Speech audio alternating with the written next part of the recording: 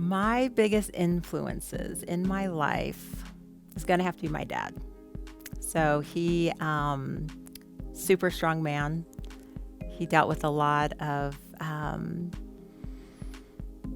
challenges, being the second Black man in Fort Collins ever. So he was raised in segregation, and just what he built for us and what he taught us was really powerful and impactful. So I would have to say my dad.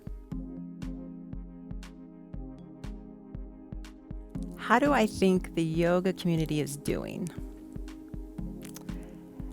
I'd like to keep into my community and just check in with myself. So, like, how am I doing? How am I showing up for my community? How am I kind of pivoting to offer healing sessions for different types of bodies, different types of individuals?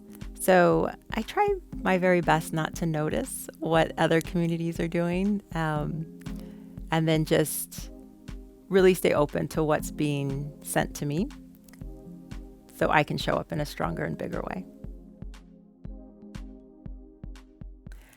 My favorite yoga pose, it changes often. So I would say right now, my favorite yoga pose is gonna have to be chair pose. I put it in all my flows. Even if it's a gentle flow, we're doing chair pose. So I would say that. Yoga has benefited me as a person. First of all, where I studied in Rishikesh, India for 7 weeks. And that was completely transforming for me.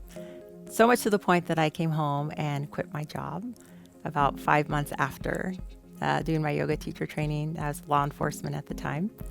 And it just put me on this path of healing, opening my own studio, just allowing me to be so much more open than I would have been if I never followed my path to taking yoga and to becoming a yoga teacher. Any funny memories from a yoga class worth sharing? I would say, I find it funny now. So just completely forgetting one side of the body during flows. At the time, it wasn't funny, but now that I look back and now that I'm easing into teaching, I would say that would have to be one of my funniest memories on myself. A home practice is different from a studio practice in the sense where I feel a studio practice holds you more accountable. Where you show up, you can pull energy from the other students. For me, it allows me to show up bigger on my mat, especially if it's a hard flow, to do postures that I probably would have given up on if I'm doing it at home by myself. And then on the other hand, a home practice allows me to go deeper within myself because there's not a lot of distractions. So I like mixing both of them off and on, whichever one feels good in my body at the time.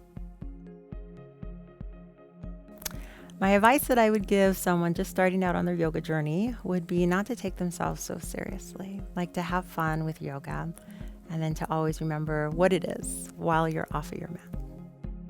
My name is Duncan, and my forms of yoga that I teach are Yin, Vinyasa, and Hatha flow yoga. And right now, my favorite is Vinyasa flow.